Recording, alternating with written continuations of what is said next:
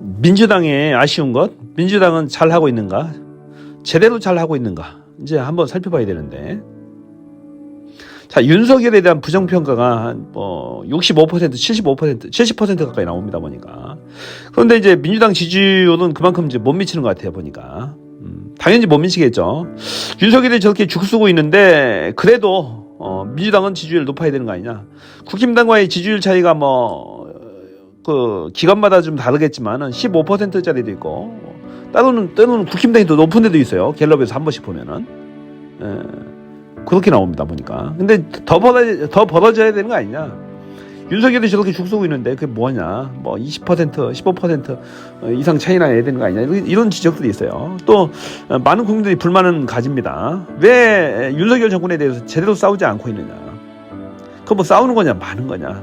캐비넷에서 뭐가 잡혔느냐. 그 불만이 많은 거죠. 이재명 대표 수사받는다고 또 법원에 출석한다고 제대로 당무 안 하고 있는 거 아니냐. 이런 불만들도 많고. 그게 이제 사법 리스크라는 거예요. 재판 받는다고 당무도 못하고 제대로 싸우지도 못하고 있는 거 아니냐. 이런 얘기죠. 근데 이제 이재명 대표도 이해가 가는 게 뭐냐면은, 그동안에 저희가 봤잖아요.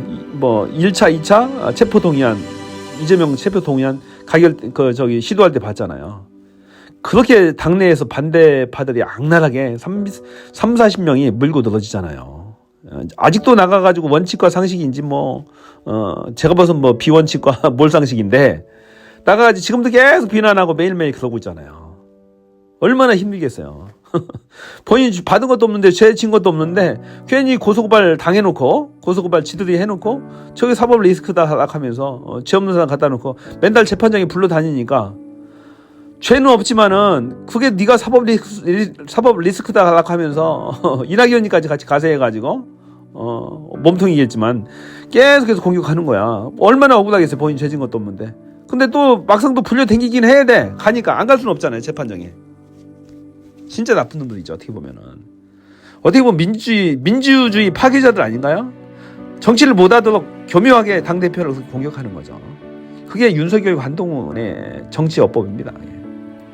정치 셈법이고 어법인가요? 지들의 언어인 거야, 그게. 검찰의 언어가 그래요. 특수검사들의. 진짜 민주주의 파괴법 아닙니까? 정치를 못하도록 하는 거죠. 방해하는 거죠, 교묘하게. 취지도 봐야 되는 거야. 전체적인 취지가 그런 거잖아요. 그 뭔 잘못 있어요, 이재명 대표가. 그럼에도 불구하고 전투력이 약한 건 사실이에요. 당대표는 그렇다고 치더라도 다른 국회의원들이 지금 다 좀 약하잖아요, 지금 보면은. 최고위원들 몇 명 빼고는, 정청래나 이렇게 몇 명 빼고는 다 약해, 보면. 전투력이 약하다고요. 다른 국회의원들 너무 약한 거죠. 검찰 독재와 싸우기를 포기한 거죠. 누가 보면 이제 편안하게 꽃길만 걷다가 윤석열이 저렇게 똥볼 차고 있으니까 그냥 국회의원 당선되려고 그런 거 아니냐, 편하게. 그렇게 의심할 정도까지예요, 보면. 그렇게 의심도 하게 생겼어, 보니까. 왜 안 싸우냐 이거지. 싸우지. 검찰 캐비넷에서 잡힌 거 아니냐. 쫄고 있는 건 사실이죠. 조국 전 장관을 샘플로 미리 맛보기로 크게 터놓았는데 누가 그거 덤비겠어요. 집안이 풍비박살나죠. 적어도 국회의원 정도 되면 그래도 재산도 좀 있고 집안 이것저것도 있잖아요. 사업체와도 연관돼 있고. 누가 그 감히 검찰 독재, 서슬 시퍼런 그 검찰하고 싸우려고 하겠냐고. 아무도 안 싸우지. 다 뒷공문이 빼고 있는 거지. 최고위원도 마지막에 해야 되니까 하는 거고. 이재명 대표도 수사를 받고 있는 입장에서 입을 막 이렇게 강하게 돌릴 수는 없잖아요. 또 그거 또 기소하니까 한마디만 하면. 그러니까 입을 다 묶어놓는 거야, 이게. 그러니까 검찰 독재가 나쁜 게 그거예요. 진짜 나쁜 놈들이잖아요. 정치 실종이 정치 실종.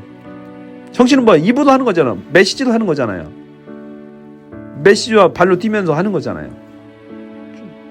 근데 그게 메시지를 막아버리니까 안 되는 거지. 말을 못 하겠는 거지. 그러니까 한동훈만 나오면 민주당 의원들도 말을 못 하는 거야. 말을 해도 약하거나 같이 말싸움에서 싸움으로까지 번지는 거 싫어하는 거야. 찍히니까. 그냥 공격당하니까. 그런 면들이 좀 안타까워요. 그런 면들이 안타까워요. 또 한동훈이 이제 비대위원장 온다고 하잖아요. 조만간에 올 거예요. 오늘 내일 해서. 다음 주 주초까지는 아마 결정되고 내부적으로 아주 반대가 심하대요. 한동훈 비대위원장에 대해서. 왜 비대위원장까지 시키느냐?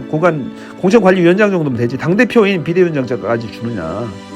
정치 초짜 아니냐? 정치 초임자가 뭐 하느냐? 애둘러 이제 카바는 쳐줘요. 이렇게 훌륭한 신문 꽃길만 가게 잘 포장해놨다가 나중에 대통령 선거 때 써먹어야지. 벌써부터 노출시켜가지고 상처받게 하면 어떡하느냐? 저 국회의원 선거에서 지게 되면 상처를 크게 받을 건데, 그러면 우리 소중한 보배를 잃는 거다.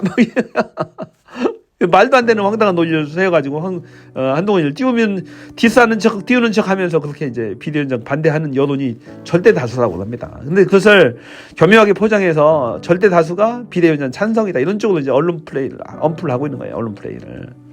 진짜 나쁜 놈들 아닌가요? 언론을 왜곡하고 언론을 틀어막는 그건 진짜 나쁜 짓거리죠. 해서는 안 되는 짓거리지, 정치인들이. 그런 짓거리를 하고 있답니다, 지금. 그래서 지금 임명도 못하고 있고 지금 그러고 있는 거야. 지금 그러면서 도저히 안 되겠으니까 어떻게 해요? 상임고문단, 국힘당, 국민의힘 상임고문단 회의를 소집했답니다. 회의가 아니고 그 의견을 청취한다고 몇 명 원로들 불러다 놓고 얘기를 했답니다. 전에 이제 홍준표도 거기 소속돼 있다고 전에 잘렸잖아요. 상임고문에서 김기현이한테 잘렸잖아. 네가 무슨 상임고문이라고 잘라버렸잖아요. 왜냐하면 명분을 자꾸 축적해야 되니까. 한동훈을 임명하고 싶은 거예요, 용산의 뜻은. 근데 이제 안 되니까 여러 명분들을 하면서 이런 원로들 의견을 들어보니까 한동훈 비대위원장 하라고 하더라. 그게 제일 낫다 하더라. 그런 이제 명분을 축적하려고 하는 거지. 하여튼 간에 그건 각설하고 잠시 빠졌는데 그런 거예요. 그래서 한동훈을 탄핵하지 않고 여태까지 탄핵 않고 미적거렸잖아요. 여태까지 국정감사 끝나면 탄핵 바로 하겠다고 홍익표가 얘기해놓고 여태까지 않고 있어요. 뭐가 겁먹어서 그런지 않고 있어. 다른 검사들은 다 탄핵에 다 동의했거든. 민주당에서 이견이 있다는 거야. 이견이 있다는 거야. 특히 율사 출신, 변호사 출신들, 검사 출신들이 반대한다는 거야. 그래서 아직까지 지금 안고 있는 거야. 아직까지. 탄핵 역풍이니 뭐니 어쩌고 저쩌니 하면서 여태까지 안고 있는 거야. 무슨 탄핵 역풍이 불어요. 이상민 탄핵해봤자 무슨 역풍이 불어요. 탄핵해놓으니까 쬐소리보다 가만히 있어야 돼. 내년 총선거 끝날 때까지는 무조건 해야 되는 거죠. 한동훈 자꾸 키워줄 필요가 없는 거지. 민주당에서 전략적으로 판단했을 수는 있어요. 한동훈이 나오는 게 우리한테 유리하다. 윤석열과 한동훈은 아바타기 때문에 검찰 독재와 싸고 있는 민주당의 이미지를 탄압받는 이미지를 연출하면 우리가 월등하게 이길 수 있다. 그건 잘못된 자신감일 수도 있어요. 언뜻 보기에는 그게 유리할 수도 있어. 그러네 총선거랑 그렇게 호락호락하지 않죠. 국힘당에서 그냥 안 죽죠. 용산에서 그냥 안 죽죠. 요망한 것들이 어떤 작전을 꾸밀지도 몰라요. 천궁하고 또 위에 우리 김여산 전략가잖아요. 머리 쓰는 데는 천재입니다. 머리 잘 써요. 머리 잘 들어갑니다. 별의별 걸 다 이제 꾸밀 수가 있어요. 어떤 전략을 세우는 거죠. 거기에 맞도록. 한동훈의 젊은 이미지는 젊지도 않은 내가 봐서는 다 까진 것 같은데 자기는 젊대. 벗겨진 것 같은데 젊은 이미지 막 하면서 참신한 이미지 막 그러는 거야. 자기들. 본래당 다 벗겨졌는데 참신하고 막 이렇게 꾸미고 포장하고 막 나오는 거죠. 건희도 그러잖아요. 막 성형수술 많이 한 것 같잖아요. 얼굴도 많이 뜯어 고쳤잖아요. 마찬가지 거기도 똑같이 성형하는 거죠. 성형에서 나오니까 젊고 참신해 보이는 거야. 돈을 씹발라가지고 살은 일단 앉았으니까 날씬하니까 옷만 잘 입혀놓고 그럴듯하고 머리에서 발끝까지 옷 싹 입혀놓으면 그럴듯하잖아요. 그러니까 막 젊은 아줌마들이 죽는다는 거야. 멋있다고. 한동훈이 멋있다고. 사기당하는지 모르고. 그 겉으로 보이는 이미지에 환장하는 거지 사람들은. 그런 쪽으로 이제 포장해서 나오겠죠. 한동훈도 젊고 참신한 이미지. 또 여러 정책들을 막 할 겁니다. 얼마나 자기가 법무장관 하면서 나불대고 설쳐요. 진짜 나불대고 설쳤잖아요. 법무장관 하면서도. 막 조선소 가서 뭐 이민청을 설립한다는 등 뭐 외국인 노동자를 뭐 이렇게 데리고 와서 일을 시켜야 된다는 노동력 부족 문제를 해결해야 된다는 등 뭐 국가 손해배상 어쩌고 온 부처장관 20여 개 부처장관 중에 본인만 있는 것 같아. 장관이 그 정도 나대고 설치잖아요. 건의가 설치는 거하고 똑같아. 그쪽 집안들 내력이 다 똑같은 것 같아 보니까. 그런 식으로 포장해서 막 나올 거라고 얘네들은 뻔하잖아요. 뭐 하면 한동훈이 다 한 거 정책 한 걸로 만들 거고 그런 식으로 나간다고요. 하기 때문에 꼭 반드시 유리하다 뭐 불리하다 이렇게 따질 수는 없는 거예요. 또 이 새치어가 입이 요상하잖아요. 혀가 요상하잖아요. 말싸면서 안 지고. 그래서 그걸 또 열광하는 사람도 있어요. 30% 골수 지지자는 막 열광하잖아요. 막 봐라. 민주당에 밀리지 한 치도 한 끗도 안 밀리는 한동훈의 용감함을 봐라 하면서 막 그러잖아요. 뿜뿜 막 뒤에서 뿜어주잖아요. 잘 싸운다 하고 한동훈 하면서 막 팬사인회도 하고 얼마나 그 호들갑 떨면서 설치고 다닙니까 보니까 그런 거예요 선거가. 그래서 잠시 그 요지는 뭐냐면은 한동훈이 나왔다고 무조건 좋아할 게 아니고 탄핵할 건 했어야 되는 거죠. 몰아내야 되는 거지 그거. 아니 쳐내야 되는 거지 뭐. 잘못한 게 너무 명백하잖아. 한동훈은 탄핵할 사유가 수십 가지가 넘는데도 그거 안 하는 게 말이 돼요. 단죄할 건 단죄해야지. 나중에 뭐 지가 대통령 선거 나오든지 그건 나중 문제고 잘못한 걸 단죄하지 않으면은 거꾸로 역공당합니다. 아니 쩍소리도 못하면서 한동훈한테 쩍소리도 못했잖아요. 검찰 캐비넷에 휩싸여가지고 휘둘리면서 민주당 의원들 솔직히 말해보라고. 그게 맞는 거 아닌가요? 쩍소리도 못하면서 할 건 지들이 안 합니까? 탄핵을 해야지. 바보 같은 짓을 하는 거죠 지금. 너무 안타까워요 그 부분은. 그 한동훈이 유리하다고 전략적인 판단 믿고 가는 거 그것도 저는 별로예요. 칠 건 치고 가는 거지. 전공법 항상. 전략적으로 그게 유리하니까 한동훈을 살려놔서 총선을 쥐하도록 방치해놓자. 그건 잘못된 선택이죠. 못하실 때 국민들이 열망이 뭡니까? 70%가 윤석열 그냥 치자는 거잖아요. 탄핵하자는 거 아닌가요? 탄핵까지는 아니어도 그런 의견까지도 모아질 겁니다. 탄핵 여론조사는 지금 못하게 지금 막아놨으니까 안 하고 있는데 탄핵에 동의하냐고 물어보면 내가 봐서는 70~80%는 동의할 거예요. 전폭적으로 지지할 것 같아요. 만일에 윤석열 탄핵당이 나온다면 다 찍어줄 것 같아요. 내가 봐서는. 그게 국민적 열망인데 민주당은 너무 지금 침대 축구하고 있는 거야. 침대 축구. 가만히 있어도 우리는 이긴다. 이게 말이 되는 겁니까? 국민의 열망은 그거야. 가열차게 이겨서 완전 묵삽을 내놓으라는 거야. 묵삽을 내놓으라는 거야. 완전히 바꾸라는 거야. 싫다는 거야. 한동훈도 싫다는 거고 법무장관 바꾸게 하고 윤석열을 싫다 이거야. 그 탄핵되게 하라는 거죠. 아마 내년 4월 10일 국회의원 선거에서 윤석열 탄핵을 모토로 내세우면은 무조건 그 사람 다 대박 납니다. 국회의원 선거 다 당선돼. 윤석열 탄핵을 기시로 내세우면. 아마 그런 캐치프레이즈가 많이 생길 겁니다. 많이 생겨요. 그래서 나는 윤석열 탄핵당도 하나 생겼으면 좋겠어요. 비례당으로. 저거로. 만일 연동형으로 간다면은 저는 그 윤석열 탄핵당이 하나 있어야 된다고 봅니다. 만일에 연동형으로 가면은 어차피 그 국힘당하고 민주당에서는 비례대표 한 석도 안 나와요. 한 석도 안 나와요. 그래서 이제 그 군소정당들에서 나오는데 윤석열 탄핵당이 아주 좋습니다. 국힘당이 그 위성정당 만들면 똑같이 만들면 되는 거야. 민주당도 만들어요. 만드는데 윤석열 탄핵당은 그냥 몰아서 만드는 거야. 하나로. 윤석열 탄핵당을 몰아요. 조국이든 뭐 송영길이든 송영길 전 대표든 다 와서 만들어 하나. 윤석열 탄핵당을 만들어 놓으면 그걸로 다 모이게 돼 있어. 기본소득당 뭐 정의당 있는데 안 가. 여기로 많이 올 거야. 대부분 몰릴 거야. 아, 민주당 걱정할 게 뭐 있어요. 그러면 끝나는 거야 선거. 지역구에서 민주당이 다 선전해서 쫙쫙 뽑아주고 저 비례대표는 윤석열 탄핵당에서 그냥 몰표 가져오면 되는 끝이라니까. 그렇게 하면 이준석 당 나오도 아무 상관없어요. 많이 못 갖고 가. 이준석 당에서 저기 그 국힘당 표나 좀 가져올 약간 보수표들 좀 가져올 거지.